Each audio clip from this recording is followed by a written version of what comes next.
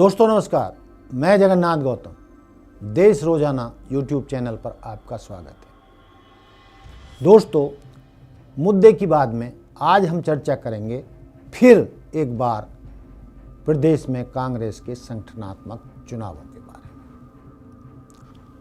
दोस्तों, जिस दल में, जिस पार्टी में संगठनात्मक चुनाव ही ना हो, उनके हर जिला इकाई पर, हर ब्लॉक स्तर पर, हर पंचायत स्तर पर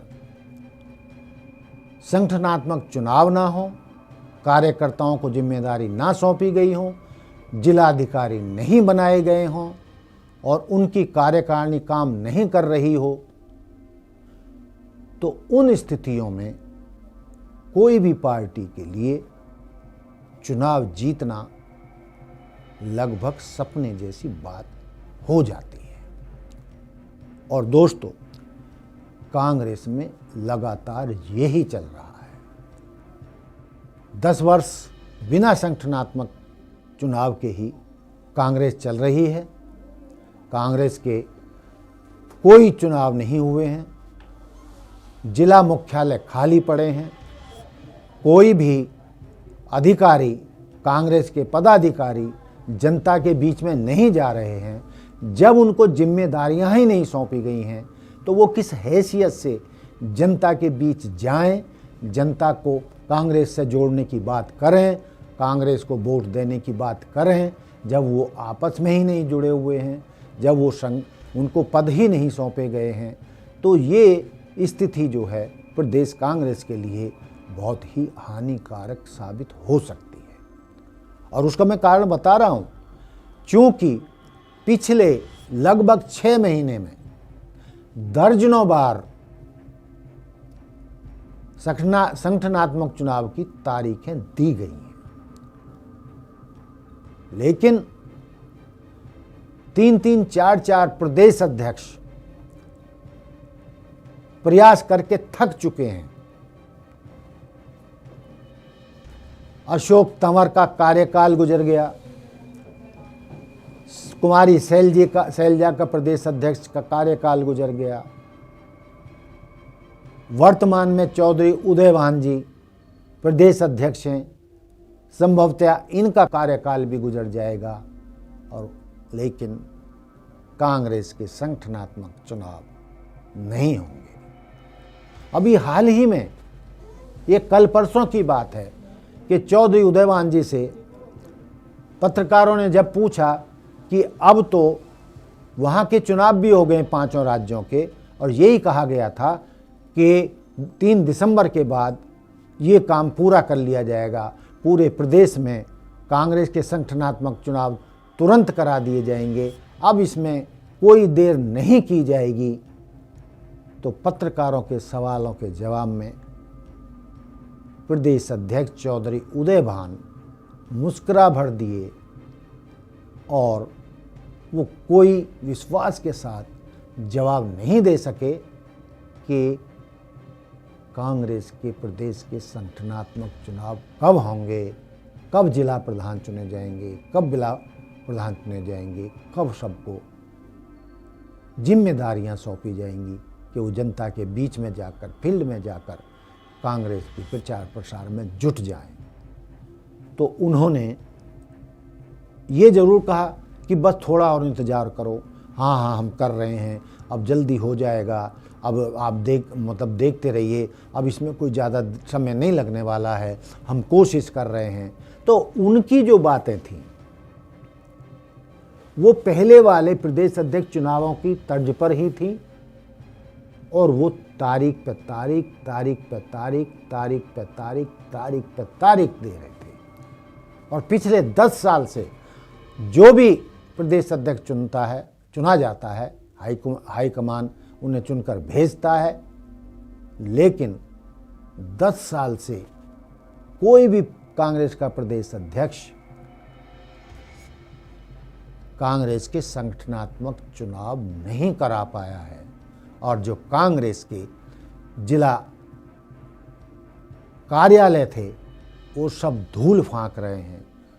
कहीं कोई ऐसा जगह नहीं है कि कांग्रेस के कार्यकर्ता इकट्ठे होकर कोई नीतियां बना सकें, कांग्रेस को जितवाने के लिए कोई कार्यक्रम तय कर सकें, लोगों के बीच में जा सकें। जबकि पहले ये हुआ करता था, आज से लगभग 10 साल पहले, कि कांग्रेस के जिला कार्यालयों में लोगों की भीड़ होती थी, कार्यकर्ताओं की भीड़ होती थी, आम आदमी भी वहाँ पर आता था अपनी समस्याओं को लेकर कि भाई वर्तमान सरकार में ये परेशानी है।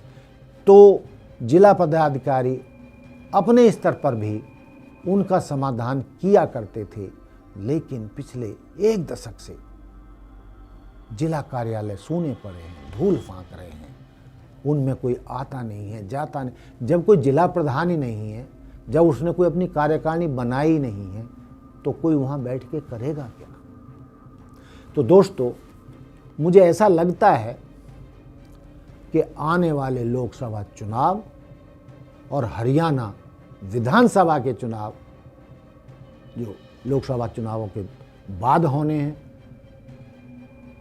उन तक भी कांग्रेस के प्रदेश कार्यकारिणी के चुनाव होना लगभग नामुमकिन सा लग रहा है।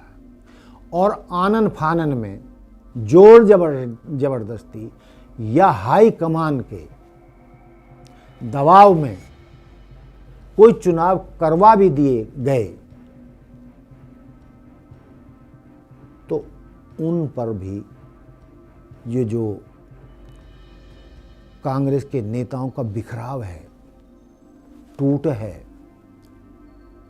जो अपनी अपनी ढपली, अपना अपना राग बजा रहे हैं, वो उसके बाद भी खत्म हो पाएगा क्या? प्रदेश स्तर के नेताओं की गुटबाजी खत्म हो पाएगी क्या? ये एक साथ मिलकर जनता के बीच में अपनी ताकत दिखा पाएंगे क्या? ये एक मंच पर आकर चुनावों की तैयारी कर सकेंगे? तो ये बहुत सारे सवाल जनता के दिमाग में हैं कि कांग्रेस क्या कर रही है, और कांग्रेस, प्रदेश कांग्रेस अपनी लुटिया डुबाने के इंतजाम खुद ही कर रही है, जब वो प्रदेश की जनता के सामने खुद अपने संगठित होने का जवाब जनता को नहीं दे पा रही है, नहीं संगठित नहीं दिख रही है जनता के सामने, तो ऐसी पार्टी को जनता कैसे सपोर्ट करेगी और क्यों सपोर्ट करेगी, जबकि वो खुद एक नहीं है, एक साथ मिलकर चलने को तैयार नहीं है, प्रदेश संगठन के चुनाव करने को तैयार नहीं है, कराने को तैयार नहीं है। जब भी प्रदेश के संगठनात्मक चुनाव की बात आती है तो एक दूसरे गुट कि भाई ये हमारे लोग आने चाहिए, ये हमारे लोग आने चाहिए। हुड्डा गुट कहता है कि ज़्यादा से ज़्यादा हमारे लोग जिला स्तर पर चुने जाएं, हमारे जिला प्रधान चुने जाएं, हमारे पदाधिकारी हमारे गुट के ज़्यादा चुने जाएं।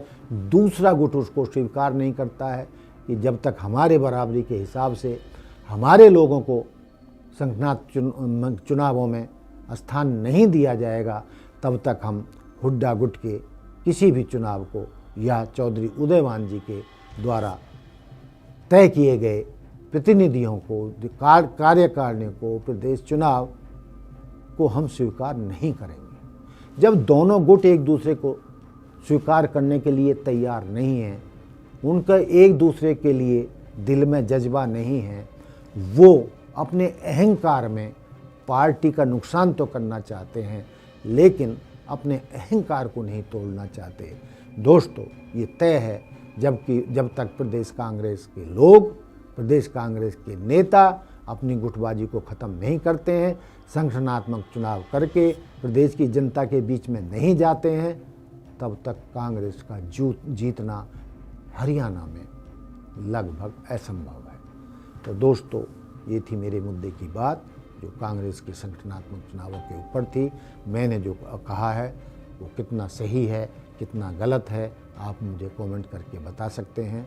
दोस्तों, देखते रहिए देश रोजाना, लाइक, सब्सक्राइब एंड शेयर, हमें सहयोग करें। यदि आपको हमारे वीडियो, हमारे कार्यक्रम पसंद आते हैं तो ज़्यादा से ज़्यादा देश रोज़ाना के कार्यक्रमों को लाइक करें, सब्सक्राइब करें, शेयर करें, जिससे कि हम ज़्यादा से ज़्यादा लोगों के बीच पहुंच सकें।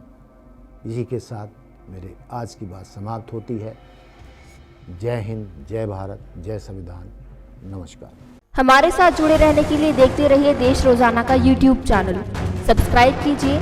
साथ ही देश रोजाना की खबरें सबसे पहले देखने के लिए प्रेस कीजिए बेल आइकन।